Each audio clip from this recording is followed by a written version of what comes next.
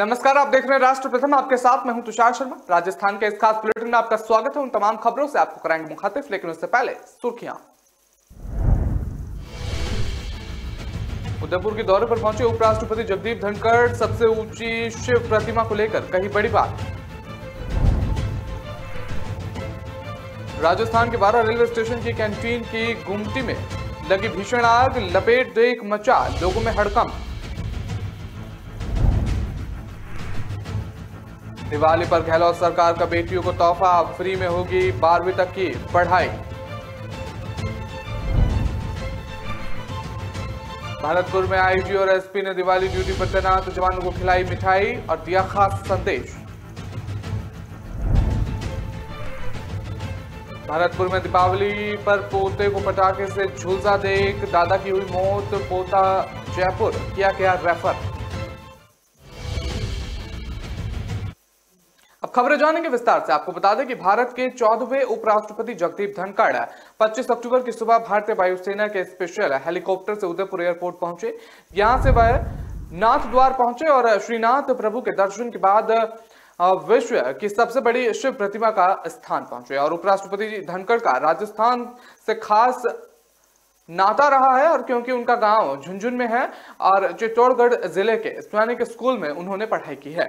विश्व के सबसे ऊंचे शिव प्रतिमा को ध्यान में रखकर एक कार्यक्रम रखा गया, जिसमें मंत्री उदयलाल अंजना और विधानसभा अध्यक्ष सीपी जोशी सहित अन्य लोग उपस्थित रहे। और उनके आने से पहले ही विभिन्न व्यवस्थाओं के लिए जिला कलेक्ट्रेट ताराचंद मीणा ने सुरक्षा, स्वागत, कारकेड, रूट प्लान और एम्बुलेंस समेत चिकित्सा व्यवस्था, एयर क्यू और आवास, भोजन और वाहन व्यवस्था, सुरक्षा, पास प्रवेश व्यवस्था आदि के लिए विभिन्न अधिकारियों को दायित्व सौंपे हुए थे।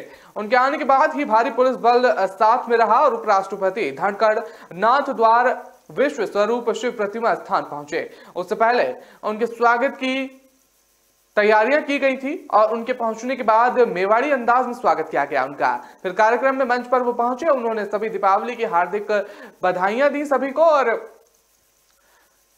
बुलावे पर दूसरी बार यहां आने का मौका मिला। ये लोगों से उन्होंने संवाद किया और दोनों बार देखकर बहुत खुशी हुई। उद्योगपति मदन पालीवाल ने जो सोच रखी थी इस प्रतिमा को बनाने के लिए, उसे हकीकत किया है। बता दें कि शिव प्रतिमा का लोकार्पण कार्यक्रम 29 अक्टूबर को शुरू होगा, जो 6 नवंबर तक चलेगा। इसमें मुरारी बापू रामकथा पढ़ेंगे और रात के गायक, कलाकार सहित अन्य कार्यक्रम भी इसमें होंगे।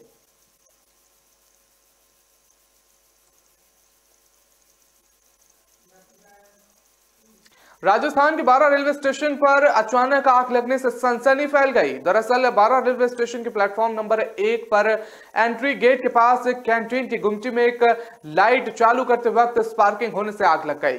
कैंटीन में रखे कागज और तेल के चलते देखते ही देखते आग जोर पकड़ लिया। और बता दें कुछ ही देर में कैंटीन के भीतर से आग की लपटें निकलनी शुरू हो गईं।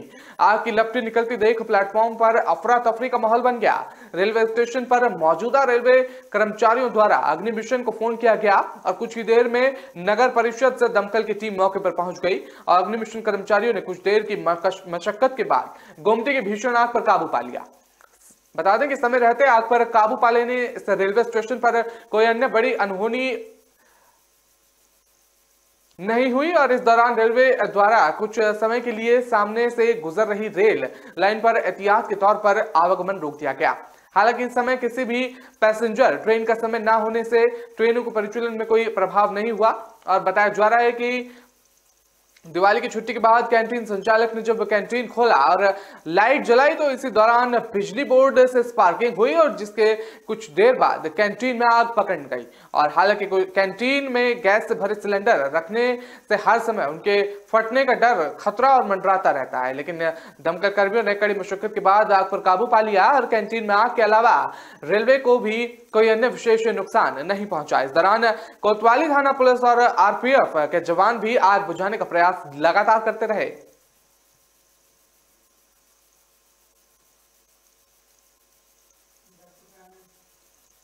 राजस्थान की गहलोत सरकार ने बेटियों को बड़ा तोहफा दिया है। दरअसल प्रदेश में इंदिरा शक्ति फीस पुनर्भरण योजना शुरू की गई है और अब इस सरकार की ओर से आरटीआई के तहत पढ़ने वाली बेटियों को 12वीं कक्षा तक पूरा खर्च सरकार उठाएगी।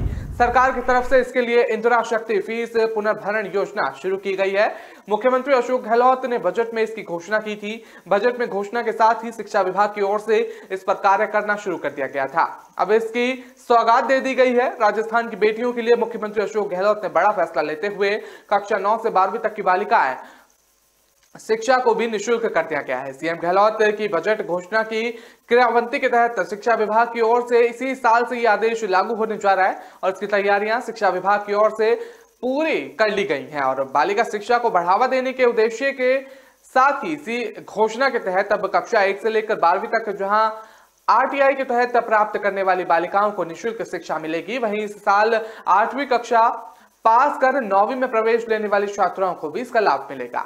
शिक्षा मंत्री डॉक्टर बीडी कल्ला बोले हैं कि सीएम अशोक गहलोत ने बेटियों के लिए बड़ा फैसला किया है और इसके लिए बेटियों की शिक्षा को बढ़ावा मिलेगा और प्रदेश में आर्थिक रूप से कमजोर बच्चों को बेहतर और गुणवत्तापूर्ण शिक्षा प्रदान करने की सरकार की ओर से राइट टू एजुकेशन की शुरुआत की गई है। बता दें कि आरटीआई के तहत प्रदेश की निजी स्कूलों में शुरुआती कक्षा की 25% सीटों पर आरटीआई के तहत बच्चों में प्रवेश दिया जाता है और इसके साथ ही कक्षा के 1 से 8वीं तक इन बच्चों की पढ़ाई की एक मुश्त निर्धारित राशि सरकार की ओर से वहन की जाती है। लेकिन इस साल बजट में मुख्यमंत्री अशोक गहलोत ने बालिका शिक्षा को बढ़ावा देने के लिए कक्षा 9वीं से 12वीं तक की निःशुल्क शिक्षा की घोषणा की थी।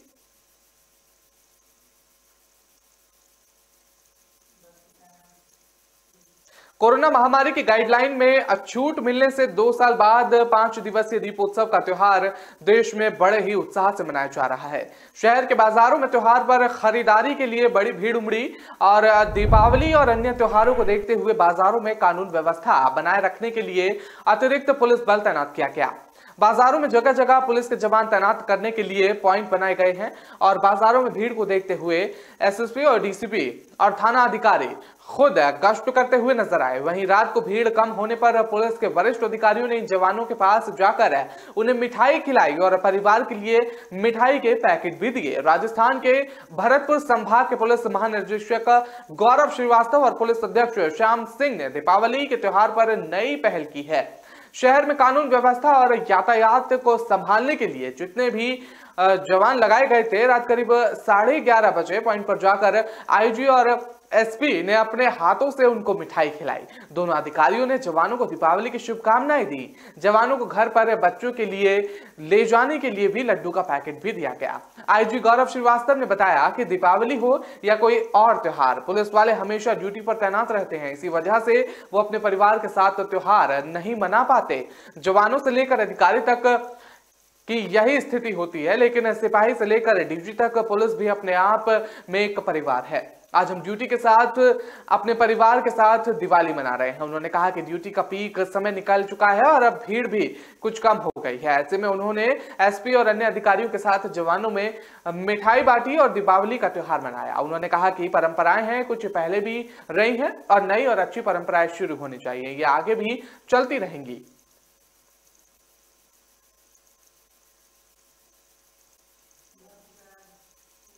राजस्थान के भरतपुर जिले के सीकरी कस्बे में दीपावली के त्योहार पर पटाखा चलाते समय एक 16 वर्षीय किशोर झुलस गया। जिस समय किशोर झुलसा उस समय घर के अंदर किशोर के 90 वर्षीय दादा भी मौजूद थे। जैसे ही दादा ने देखा कि उनका पोता पटाखा चलाने से झुलस गया है और घायल पोते को देख दादा की सदमे से मौत हो गई। परिजन दादा पोते को लेकर अस्पताल पहुंचे, जहां डॉक्टर ने दादा को मृत घोषित कर दिया और पोते की हालत गंभीर होने पर डॉक्टर ने किशोर को जिला अस्पताल के लिए रेफर कर दिया। जानकारी के मुताबिक सीकरी कस्बा के पीपला माता मंदिर के पास रहने वाले मदन लाल घर के अंदर लोटे हुए थे। तभी मदन लाल का पोता ध्रुव दिवाली के त्योहारों के अवसर पर आतिशबाजी करने निकला। आतिशबाजी करते समय अचानक ध्रुव के हाथ में पटाखा फट गया और ध्रुव के हाथ में पटाखा फटने से किशोर ध्रुव खत्री गंभीर रूप से घायल हो गया।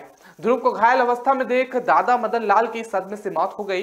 परिजन दोनों को लेकर अस्पताल पहुंचे, जहां डॉक्टर ने दादा मदन लाल खत्री को मृत घोषित कर दिया और ध्रुव को जिला अस्पताल के लिए रेफर कर दिया। बताया गया है कि ध्रुव दीपावली पर आतिशबाजी कर रहा था। अचानक से ध्रुव के हाथ में पटाखा फट गया। पटाखे की धमाके से ध्रुव के चेहरे और हाथ पर काफी चोटें आई और कमरे में चारों तरफ से धुआं हो गया। घटना को देख मदन लाल अपने पोते को बचाने के लिए उसके पास गए। मदन लाल ने जैसे ही पोते को जख्मी देखा तो मदन लाल जमीन पर गिर गए और घर वाले दोनों को तुरंत लेकर उन्हें सरकारी अस्पताल पहुंचे, जहां डॉक्टरों ने मदन लाल को मृत घोषित कर दिया और ध्रुव की हालत गंभीर होने के चलते उसे जिला अस्पताल रेफर कर दिया गया। ध्रुव के परिजन ध्रुव को अलवर ले गए। अलवर से भी डॉक्टर ने ध्रुव की हालत गंभीर होने पर ध्रुव को अलवर से जयपुर रेफर कर दिया गया।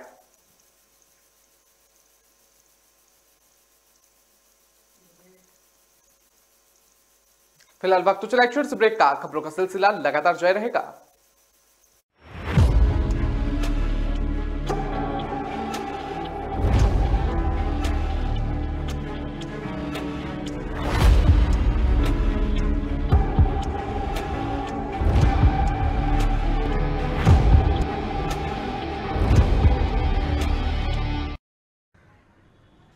कौन सी दुकान से?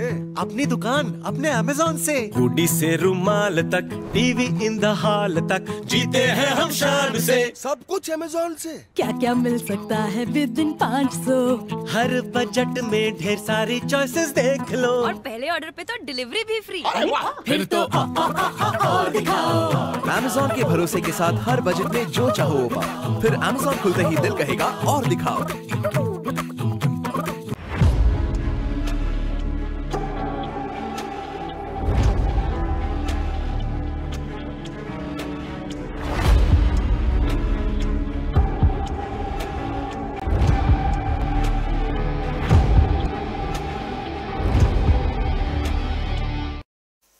ब्रेक में आपका स्वागत है। रुक करते हैं अगली खबर का। आपको बता दें कि कांग्रेस के नव निर्वाचित राष्ट्रीय अध्यक्ष मल्लिकार्जुन खड़गे सुबह 10 बजे से एआईसीसी मुख्यालय में शपथ ग्रहण करेंगे और इस दौरान कांग्रेस की निवृत्त वर्तमान अध्यक्ष सोनिया गांधी, पूर्व अध्यक्ष राहुल गांधी, कांग्रेस महासचिव प्रियंका गांधी, पार्टी के राष्ट्रीय संगठन महामंत्री केसी वेणुगोपाल, छत्तीसगढ़ के मुख्यमंत्री भूपेंद्र बघेल सहित देश के कई बड़े नेता इसमें मौजूद रहे और राजस्थान के मुख्यमंत्री अशोक गहलोत, पूर्व मंत्री और गुजरात प्रभारी रघु शर्मा, पूर्व deputy CM Sachin Pilot, PCC chief Govind Singh Dotasra और एआईसीसी सचिव धीरज गुर्जर समेत प्रदेश के कई नेता शपथ ग्रहण समारोह में शामिल होने दिल्ली पहुंच गए थे। और बता दें कि शपथ ग्रहण समारोह से पहले ही सूबे के सियासी गलियारों में इस बात की चर्चा शुरू हो गई थी कि खड़गे के शपथ लेने के बाद राजस्थान में एक बार फिर सियासी हलचल शुरू हो जाएगी। शपथ लेते ही खड़गे की पहली प्राथमिकता राजस्थान रही और वजह यह रही कि यहां कांग्रेस पार्टी में लंबे समय से बवाल मचा हुआ है। अगले साल प्रदेश में विधानसभा चुनाव होने हैं और ऐसे में पार्टी के लिए सत्ता वापसी चुनौती होगी। अगर समय रहते पार्टी में पनपरी गहरी गुटबाजी समाप्त की गई तो नतीजे सत्ता परिवर्तन करवा सकते हैं। तो बता दें ये मल्लिकार्जुन खड़गे शपथ ले चुके हैं।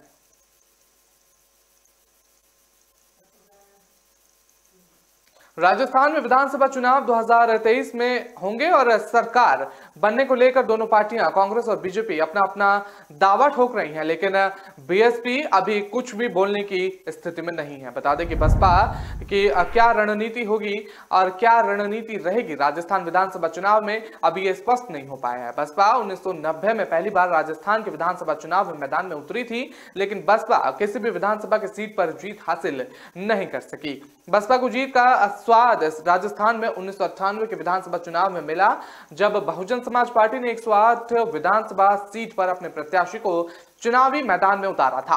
बता दें कि बसपा को 1998 के विधानसभा चुनाव में 2 सीट पर भरतपुर जिले की नगर विधानसभा सीट से माहिर आजाद और अलवर जिले की बानसूर सीट से जगत सिंह अदामिया जीतकर विधानसभा पहुंचे थे। साल 1998 के विधानसभा चुनाव में कांग्रेस पार्टी ने 150 सीट पर जीत दर्ज कर प्रदेश में सरकार बनाई थी। 150 विधायक कांग्रेस सीट के जीत कर आने के बसपा विधायकों को कोई तवज्जो नहीं मिली, क्योंकि बसपा के विधायक की किसी भी पार्टी को जरूरत नहीं थी। 2003 के चुनावों में बसपा को फिर से 2 विधायक दौसा जिले की बांदीकुई सीट से मुरारी लाल मीणा और करौली जिले की सपोटरा विधानसभा सीट से सुखलाल जीतकर विधानसभा पहुंचे, लेकिन 2003 में भारतीय जनता पार्टी 120 सीट पर विजय हासिल कर पूर्ण बहुमत से आई थी और कांग्रेस को मात्र 56 सीटों पर जीत मिली थी। इसलिए 2003 में भी बसपा विधायकों की किसी जरूरत नहीं पड़ी। साल 2008 के विधानसभा चुनाव में बहुजन समाज पार्टी के 6 विधायक जीतकर विधानसभा पहुंचे। 2008 में विधानसभा के चुनावों में बहुजन समाज पार्टी के नवलगढ़ की विधानसभा सीट पर राजकुमार शर्मा, उदयपुर वाटी के राजेंद्र गुड़ा और गांगुपू से राकेश मीणा और सपोटरा से रमेश मीणा, दौसा से मुरारी लाल मीणा और धौलपुर जिले की बड़ी विधानसभा सीट से गुरजार सिंह मिलेंगा बहुजन समाज की टिकट पर चुनाव लड़कर विधानसभा पहुंचे थे।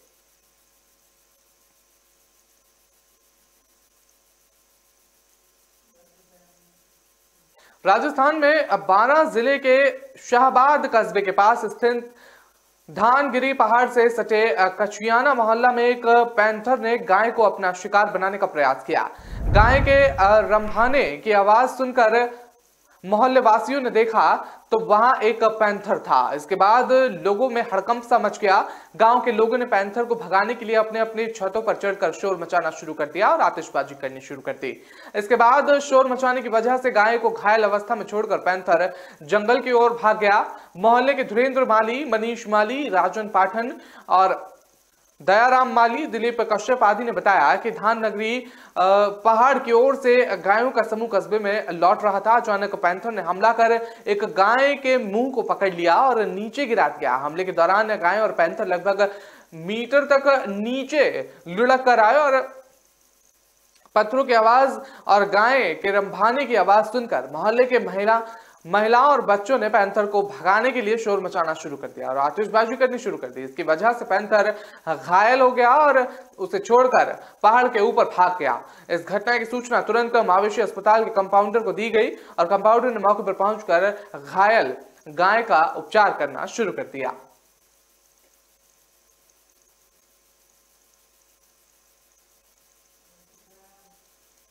राजस्थान में 1 नवंबर से सरकार किसानों से एमएसपी पर फसल खरीदना शुरू करेगी। इससे पहले किसानों को 27 अक्टूबर से रजिस्ट्रेशन कराना होगा। सरकारी स्तर पर इसकी पूरी तैयारियां कर ली गई हैं और सहकारिता मंत्री उदयलाल अंजाना ने बताया है कि प्रदेश में राजफेड द्वारा समर्थन मूल्य पर मूंग, उड़द, सोयाबीन और मूंगफली के खरीद के लिए ऑनलाइन पंजीकरण गुरुवार 27 अक्टूबर से शुरू किया जाएगा।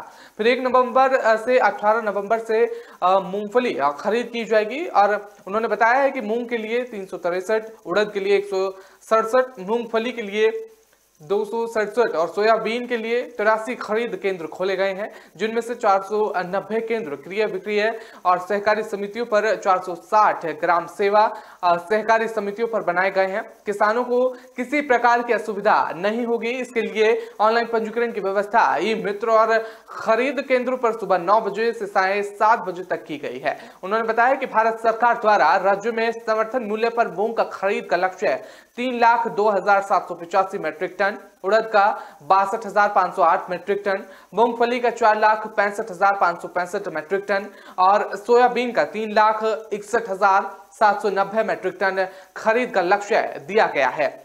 मंत्री ने बताया कि मूंग का समर्थन मूल्य 7,755 रुपए, उड़द का 6,600 रुपए, मूंगफली का 5,850 और सोयाबीन का 4,300 रुपए प्रति क्विंटल श्रेणी का घोषित किया गया है। किसान को जनाधार कार्ड नंबर, खसरा और गिरदावरी की प्रति और बैंक पासबुक की प्रति पंजीकृत फॉर्म के साथ अपलोड करनी होगी। जिस किसान द्वारा बिना गिरदावरी के अपने पंजीयन करवाया जाएगा, उसका पंजीकरण समर्थन मूल्य पर खरीद के लिए मान्य नहीं होगा। उन्होंने बताया कि ई मित्र केंद्र भी समर्थन मूल्य योजना में किसानों का पंजीकरण पूर्ण सावधानी से करें और तहसील से बाहर पंजीयन ना करें।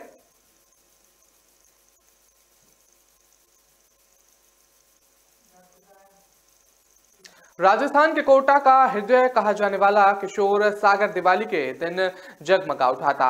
राज्य सरकार की पहल पर जिला प्रशासन, नगर विकास, न्याय, नगर निगम और पर्यटन विभाग के सहयोग से दीपोत्सव का भव्य आयोजन किशोर सागर की पाल पर किया गया। पहली बार हुए इस तरह के आयोजन में 21,000 दीपकों की दमक और लोक रंग की धमक और आतिशबाजी से किशोर सागर का नजारा देखने लायक था। इस अवसर पर दीपदान और चंबल की महाआरती भी की गई। इस दौरान 21,000 दीपों से किशोर सागर में दीपदान किया गया। कार्यक्रम के दौरान लोक कलाकारों की प्रस्तुतियों के बाद विधिवत मंत्रोच्चार के साथ चंबल की महाआरती की गई। समारोह के अंत में भव्य आतिशबाजी की गई और आकाश में बिखरे आतिशी नजारों से किशोर सागर से नैन भिराम सौंदर्य मन को छू गया।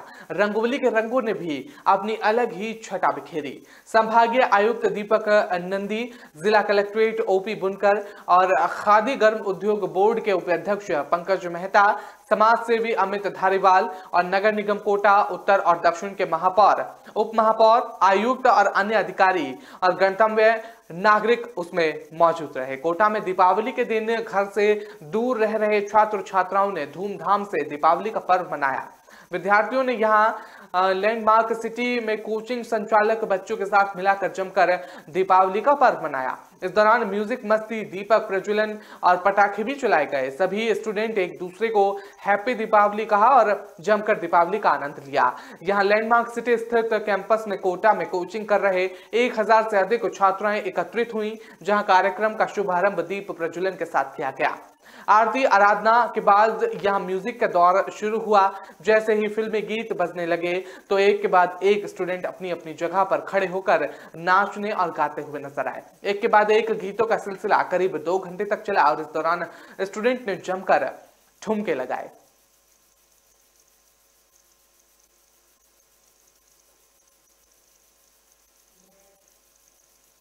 फिलहाल वक्त तो चला एक छोटे से ब्रेक का। खबरों का सिलसिला लगातार जारी रहेगा।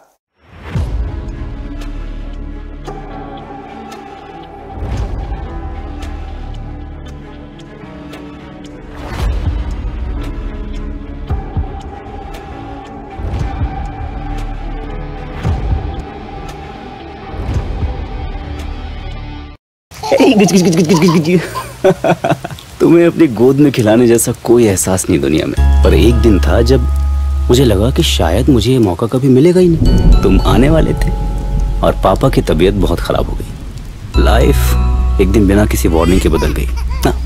You want to sleep? Okay okay okay, सो जा सो जा। पता है, बहुत डर गया था मैं। तुम दोनों अकेले थे। अगर मुझे कुछ हो जाता तो तब मैंने एक लेटर भी लिखा था। क्या लिखा था? हा?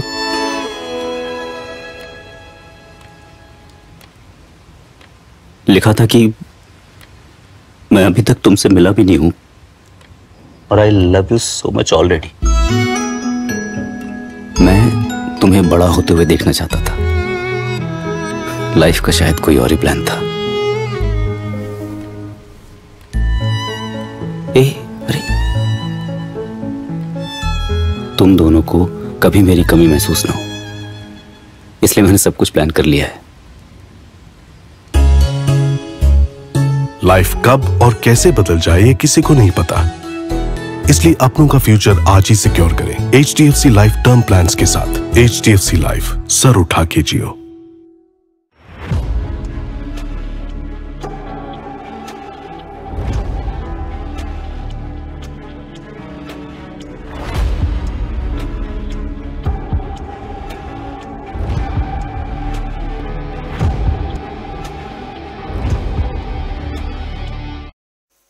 ब्रेक में आपका स्वागत है। रुक करते हैं अगली खबर का। आपको बता दें कि कोटा में संसदीय क्षेत्र में अपने के बीच दिवाली मनाने आए ओम बिरला यानी कि लोकसभा अध्यक्ष खुद को प्रोटोकॉल से पूरी तरह अलग कर आमजन से मिले और बता दें कि तलवंडी क्षेत्र में करीब 1.5 घंटे तक मुख्य बाजार में उन्होंने लोगों को दीपावली की बधाई दी और उनके हालचाल जाने।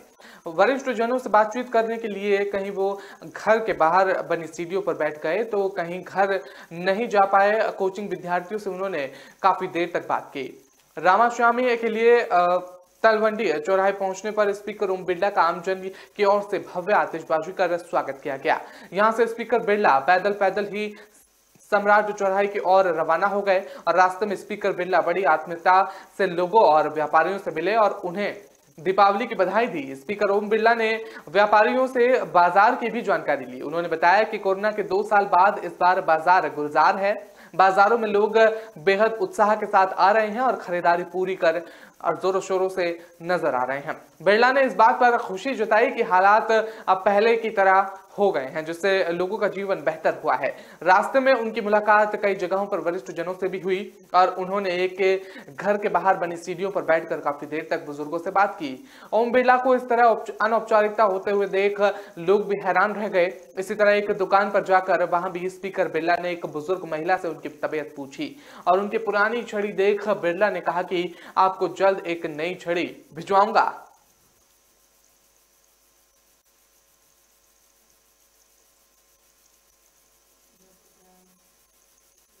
राजस्थान के पर्यटन मंत्री विश्वेंद्र सिंह ने भरतपुर के सर्किट हाउस में दीपावली की रामाश्यामा के अवसर पर कहा कि दिन से नव युवकों में सहनशीलता कम देखने को मिल रही है। उन्होंने कहा कि नव युवकों में सहनशीलता की कमी के कारण गांव-गांव में झगड़े बढ़ रहे हैं। साथ ही मंत्री विश्वेंद्र सिंह ने झगड़े की आशंका को देखते हुए शराब की दुकानों को 4 बजे बंद कराने के निर्देश दिए हैं। पर्यटन मंत्री विश्वेंद्र सिंह ने अपील करते हुए कहा कि युवा मेहनत और शौक मौज करें, लेकिन लिमिट में रहकर करें। उन्होंने कहा कि युवा कमाना भी सीखें और अपने खर्चे कम करें और अपने पैरों पर खड़े हों। दीपावली पर यही संदेश युवाओं को दे रहा हूं। आपको बता दें कि राजस्थान सरकार में पर्यटन मंत्री विश्वेंद्र सिंह की ओर से सर्किट हाउस में दीपावली की रामाश्यामा कार्यक्रम का आयोजन किया गया। कार्यक्रम में भारी संख्या में भरतपुर शहर और ग्रामीण क्षेत्र के लोग पहुंचे। लोगों ने मंत्री विश्वेंद्र सिंह का माला पहनाकर और मिठाई खिलाकर उनका स्वागत किया। साथ ही भरतपुर शहर के कई गणतम्य लोगों ने पर्यटन मंत्री विश्वेंद्र सिंह को सर्किट हाउस पहुंचकर दीपावली की बधाई दी। दीपावली पर रामाश्यामा कार्यक्रम लगभग 2 घंटे तक चला। इस दौरान लोगों के आने जाने का सिलसिला लगातार चलता रहा। इस मौके पर राजस्थान के पर्यटन मंत्री विश्वेंद्र सिंह ने प्रदेश और जिला की जनता को अपनी तरफ से राजस्थान सरकार की तरफ से दीपावली की हार्दिक शुभकामनाएं दी।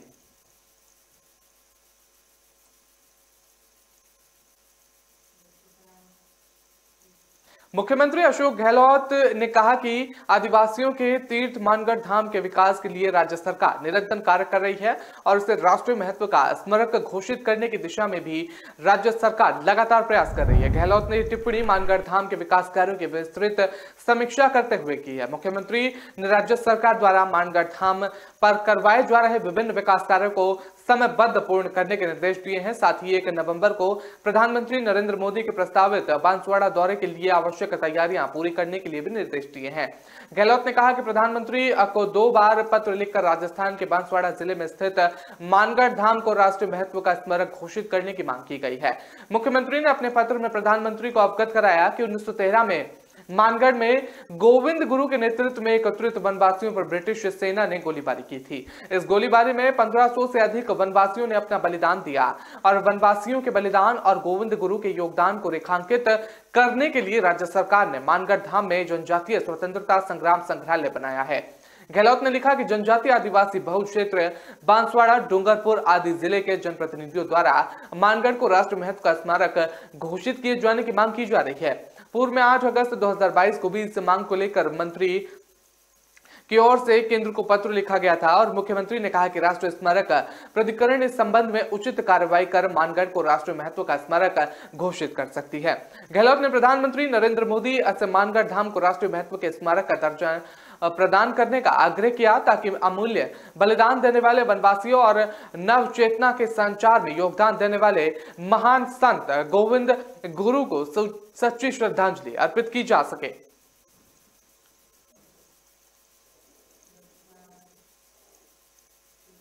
दीपावली के मद्देनजर ट्रेनों में यात्रियों की होने वाली अतिरिक्त भीड़ को ध्यान में रखने हुए रेलवे ने यात्रियों की सुविधा के लिए विशेष ट्रेन का संचालन शुरू किया है। इसके तहत भगत की कोठी से बांद्रा टर्मिनस से फेस्टिवल स्पेशल ट्रेन रवाना हो चुकी है, जबकि पुणे के लिए एक तरफ फेस्टिवल स्पेशल ट्रेन 27 अक्टूबर को चलाई जाएगी। मंडल रेल प्रबंधक गीतिका पांडे ने बताया है कि दीपावली और उसके बाद ट्रेनों में यात्रियों की अतिरिक्त भीड़ होती है। इसकी वजह से विभिन्न स्टेशनों के लिए फेस्टिवल स्पेशल ट्रेन का चरणबद्ध तरीके से संचालन किया जा रहा है, जिससे यात्रियों को सुखद यात्रा के लिए अतिरिक्त सीटें उपलब्ध होंगी। गीतिका पांडे ने बताया है कि इसके तहत रेल सेवा 09094 जोधपुर से भगत की कोठी रेलवे स्टेशन से दोपहर 12:15 पर रवाना हो गई है और सुबह 11:45 पर बांद्रा टर्मिनस वो पहुंच चुकी है। इस ट्रेन का दूसरा फेरा 30 अक्टूबर को होगा। उन्होंने बताया कि बांद्रा टर्मिनस से भगत की कोठी के लिए ट्रेन नंबर 09093 29 अक्टूबर को सुबह 9:30 बजे रवाना होकर 30 अक्टूबर रविवार सुबह 9:30 बजे भगत की कोठी पहुंचेगी। यह रेल सेवा आगमन से लूनी, पाली, मारवाड़ा, वाया जंक्शन और अजमेर, नसीरबाद, विजयनगर, भीलवाड़ा, चित्तौड़गढ़, नीमच, मंदसौर, रतलाम, वडोदरा, सूरत, बोरीवली स्टेशन पर ठहराव करेगी।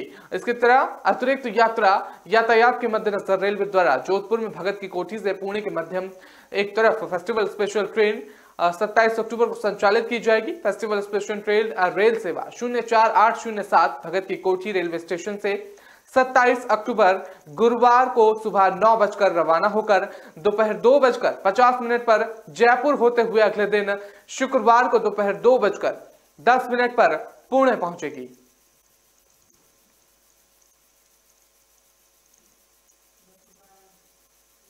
उदयपुर के इतिहास में 12 करोड़ रुपए के 23 किलो सोने की डकैती के मामले में उदयपुर पुलिस ने बड़ा खुलासा किया है। यह डकैती उदयपुर शहर के सुरेंद्रवास क्षेत्र स्थित मणिपुरण गोल्ड लोन कार्यालय ने हुई थी। और बता दें, डकैती कोई सामान्य बदमाशों ने नहीं की थी, बल्कि शातिर और आदतन बदमाशों द्वारा की गई।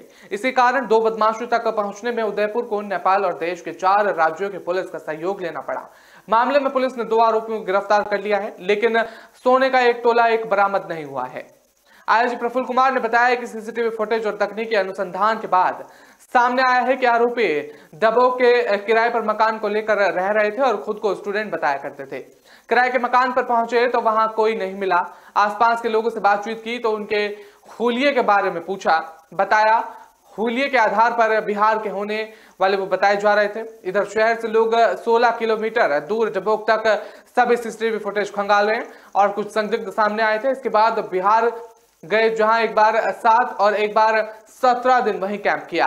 बदमाशों के ठिकानों पर दबिश दी गई। इसके बाद भी किसी का पता नहीं चल पाया। संभावना हुई कि कहीं आरोपी बॉर्डर क्रॉस करते हुए नेपाल तो नहीं चले गए।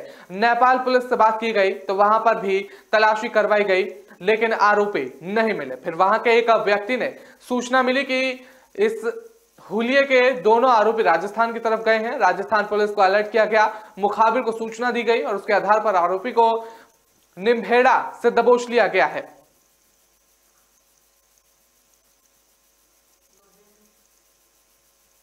फिलहाल इस बुलेटिन में इतना ही। मुझे दीजिए इजाजत। नमस्कार।